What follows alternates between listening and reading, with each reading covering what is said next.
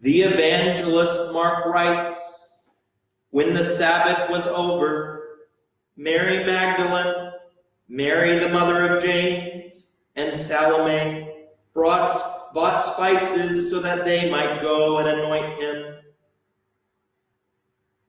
Very early, when the sun had risen, on the first day of the week, they came to the tomb.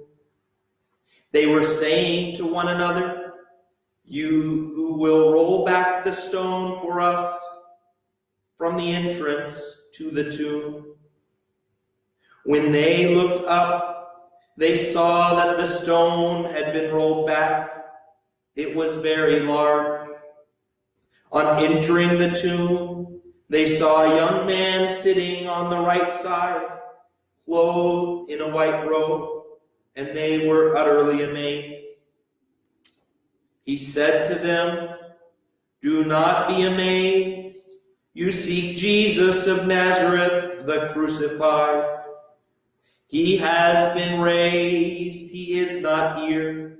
Behold the place where they laid him. But go and tell his disciples and Peter, he is going before you to Galilee. There you will see him, as he told you." Then they went out and fled from the tomb, seized with trembling and bewilderment. They said nothing to anyone, for they were afraid. This is the truth.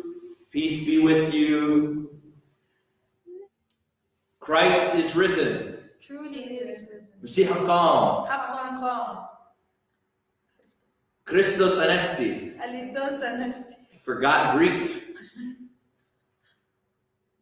I wanted to take some time to speak to any children that might be listening. And I wanted to walk around and look at the different decorations that we use in the church. So first, you see flowers, signs of the spring season, the season that we're in now, when things go from brown to green, when trees go from just being sticks to having flowers and leaves. And so flowers are a sign of life.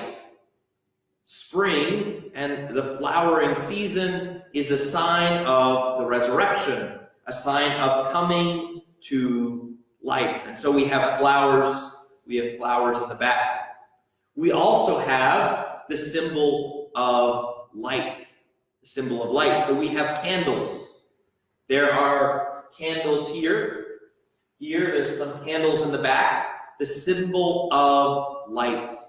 Because light seems to be something otherworldly. It seems to be something different than the other things that we see.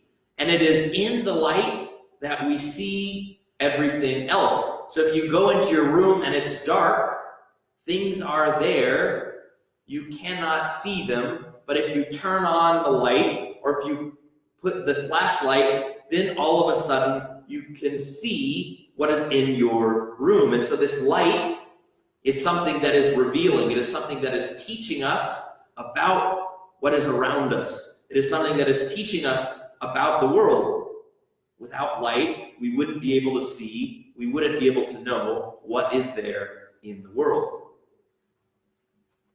Then we have incense and the censer and the smoke. I don't know if on some of the cameras maybe you can make out a little bit of the smoke rising. That the smoke, the incense, represents our prayers going up. And our prayers go up because of Jesus Christ. So there is in this, it's called an incenser. There is in this incenser, this bowl, there is a piece of charcoal.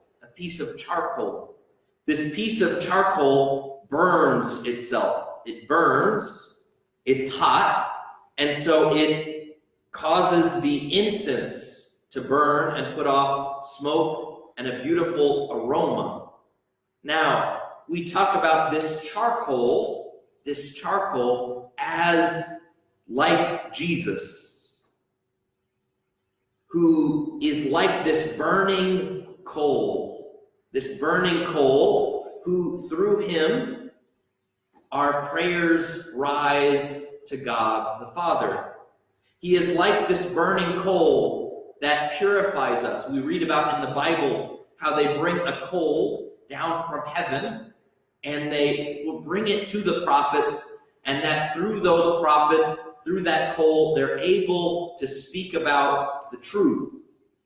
We see this coal that, like in Epiphany, that when we put the coal in the water sparkles, the water gives life.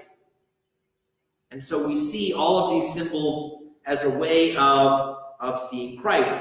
We also have gold, or fake gold if it's not real gold, the candle stands, the chalice, the fancy cup that we use for the Eucharist. We also have the cross in silver, the cross here in gold, the cross there in gold, as something that shines, as something that's like light, as something that is like from another world. Now, if you go back to last week, to Palm Sunday, we had palms, we had branches. These would be things of this earth, things that we can make ourselves. And yet what we saw is that through the week, these palm branches drooped, the flowers wilted, the flowers died. And if you've ever seen a flower and you bring it inside, after a few days, the flower falls over. But then, for Easter, we bring both earthly signs like flowers that we hope will stay alive, and we use these signs of gold and the light. Now, some of you might notice that there's these two windows back here. These windows let in shine a lot of light. They let a lot of light shine in. If you could turn around the camera and see maybe 15 or 20 spotlights that are aiming this direction so that you can see what's behind us, because the sun is very, very bright. The sun has more light in it than all the lights in our house, than all the lights in a city, than all the lights in the whole world. The sun is very, very bright.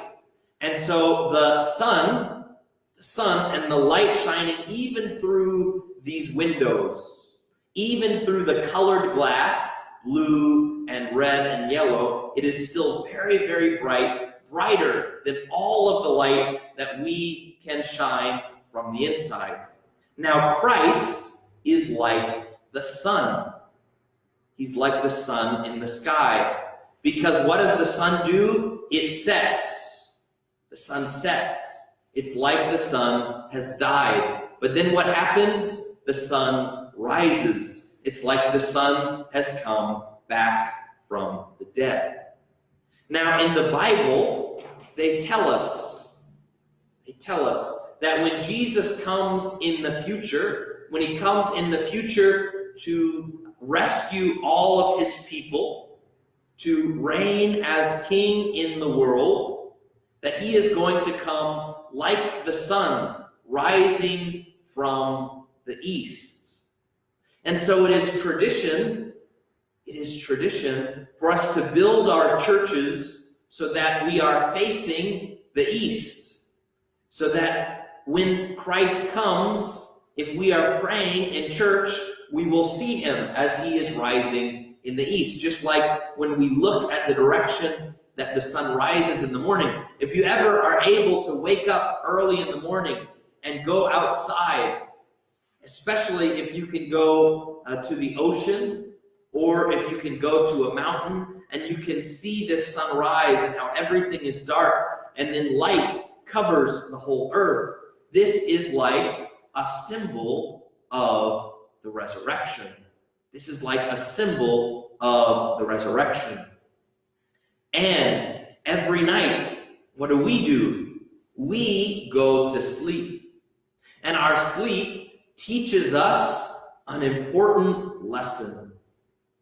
It teaches us an important lesson that we get tired. It teaches us an important lesson that we are not able to keep going and going and going. It teaches us this lesson that we have to rest, that we have to trust, that we have to rely on others, and most importantly, that we have to rely on God.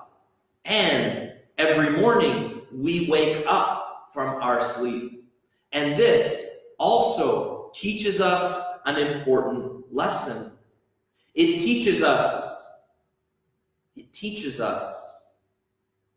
that in the future, after we have gone to our long sleep, that we will be woken up by the great Son, by Jesus Christ himself. And so that is why Paul says that Jesus is the first one who rose from the dead. That Jesus is the first one who rose from the great sleep. But he has risen so that we also might rise. So that we need not be afraid of sleep or afraid of a very, very long sleep. Because just as the sun goes down and then comes up, so Christ went down into the tomb and then comes out of the tomb full of shining light.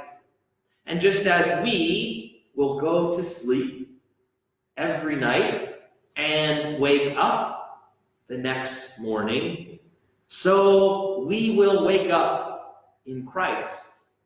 We too will rise.